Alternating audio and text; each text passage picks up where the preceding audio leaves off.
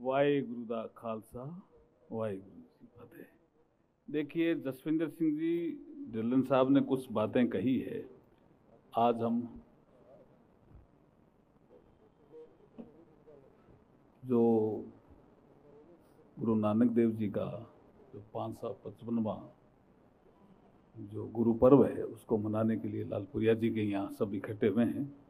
मैं लंबी बात नहीं करते हुए, इन्होंने मुझे बाणी गाने का निर्देश दिया। मैं अमृतसर गया था इनके साथ ही, तो वहाँ मुझे एक नानक देव जी का एक साहित्य भेंट किया। उसमें नानक देव जी ट्रैवलर थे ऐसा करके विषय था, तो मैं पढ़ता गया। तो उसमें बीकानेर में भी नानक देव जी का 10 दिन का प्रवास उसमें आया हुआ है 1512 में।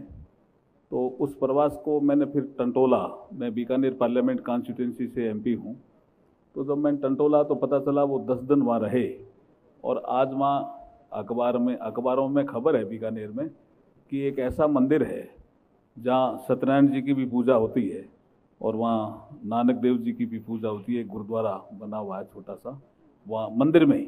तो वो 10 दिन रुके। तो वहाँ जब वो कोलायत गए, कोलायत हमारे कपिल मुनि जी का एक आश्रम है, उसको देखने पुष्कर गए थे। उस दौरान उनकी यात्रा का वर्णन आता है। पुष्कर गए, नसीराबाद गए, बीकानेर आए, कोलायत गए। तो कोलायत में जैन साधुओं से उनका संवाद हुआ।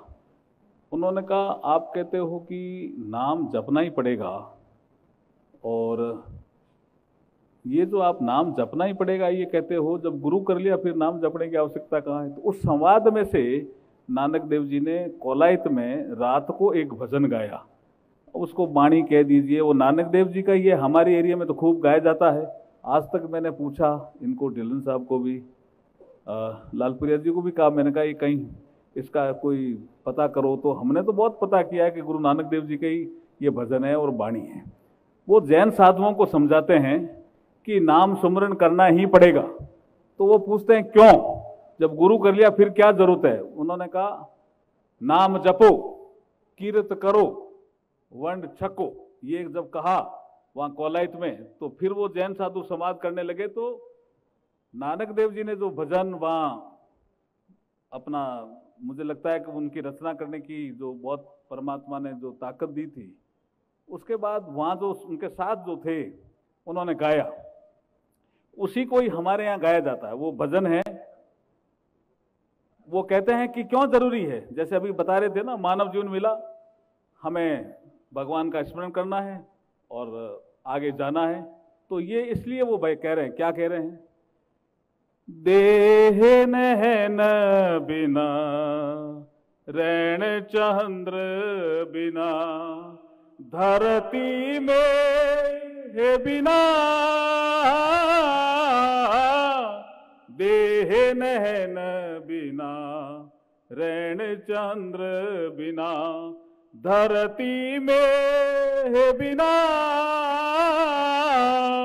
जैसे परवर फल भी नहीं ना, वैसे ही प्राणी हरि नाम बिना रे, सुमिरन कर ले मेरे मना तेरी बीती उम्र, हरि नाम बिना रे, सुमिरन कर ले मेरे मना। इसको समझा भी रहे हैं। समझ में आया जैन साधुओं आपको? शरीर है, सारे अंग जरूरी है, लेकिन आंख नहीं हो तो कोई शरीर का महत्व है क्या? नहीं। रात है, लेकिन अगर चंद्रमा नहीं हो तो उस रात का कोई महत्व है क्या? बोला नहीं। पेड़ है, अगर उसमें फल नहीं लगे तो उसका कोई महत्व है? नहीं। ऐसे ही मैं कह रहा हूं, मानव जीवन आपको मिला है, इसलिए नाम सुमरन करना पड़ेगा। तो फिर थोड़े थोड़े संतुष्ट हुए, लेकिन पूरे संतुष्ट नहीं हुए। तो फिर नानक देव जी ने कहा, कूप नीर बिना धेनु चीर बिना मंदिर दीप बिना, जैसे पंडित वेद भी नहीं ना, वैसे ही प्राणी हरि नाम बिना रे, सुमिरन कर ले मेरे मना तेरी बीती उम्र, हरि नाम बिना रे। समझ में आया? बोला कुछ तो आया। बोला कुआं है और पानी नहीं हो तो कुएं का कोई महत्व है? बोला नहीं। गाय है लेकिन दूध नहीं दे रही हो तो कोई महत्व है? बोला नहीं। कूप नीर बिना देन क्षीर बिना, मंदिर दीप बिना मंदिर है लेकिन कोई दीपक नहीं हो रहा तो उसका कोई महत्व है? बोला नहीं। पंडित, पंडित का मतलब यहां ज्ञानी पुरुष को उस समय पंडित कहते थे कि जिसने वेद का अध्ययन किया, ज्ञानी है, पंडित है, लेकिन उसको वेद का पता ही नहीं है तो वो काय का पंडित है?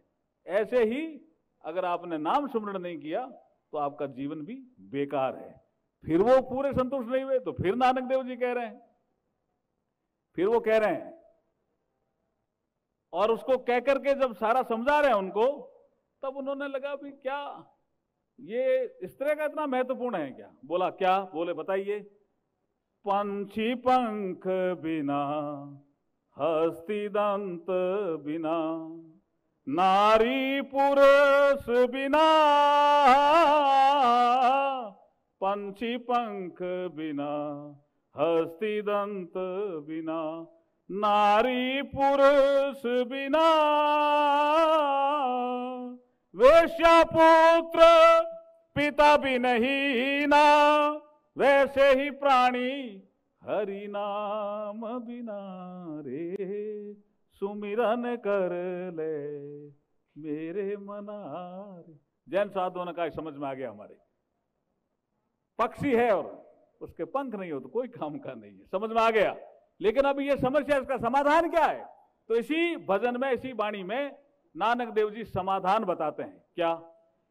काम क्रोध मद लोभ निवारो, काम क्रोध मद लोभ निवारो, भजन करो थे संत जनारे, कह गुरु नानक सुन ले बंदे, इस जग में कोई नहीं अपना रे।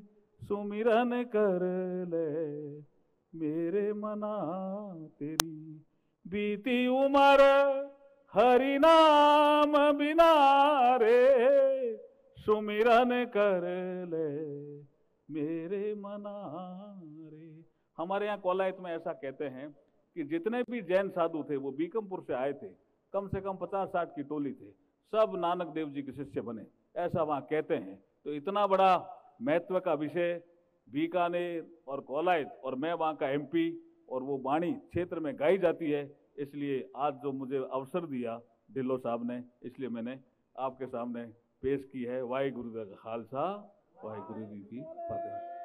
बोले सो निहाल, सत श्री अकाल।